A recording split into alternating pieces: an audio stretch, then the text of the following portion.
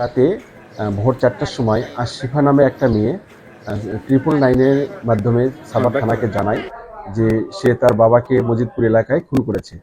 তো মজিদপুর হলো সাভার থানার একটা এলাকা।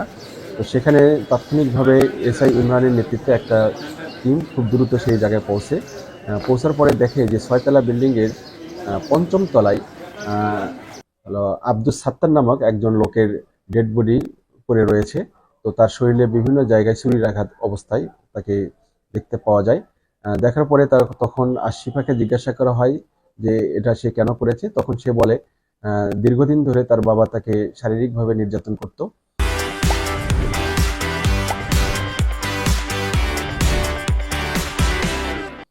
এবং যে করে হোক হয়রানি করত।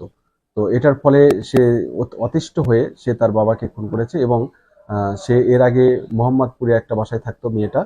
তার মা মারা যাওয়ার পরে সে তার বাবার সাথে মজিদপুরে আরও দুটো মেয়ে সহ একই জায়গায় ভাড়া থাকতো এবং তার ভাষ্য অনুযায়ী তার সাথে যে দুটো মেয়ে থাকতো তাদের যে দুটো মেয়ের মধ্যে থেকে একজন মেয়ের সাথে সে শারীরিক হয়রানি করেছে।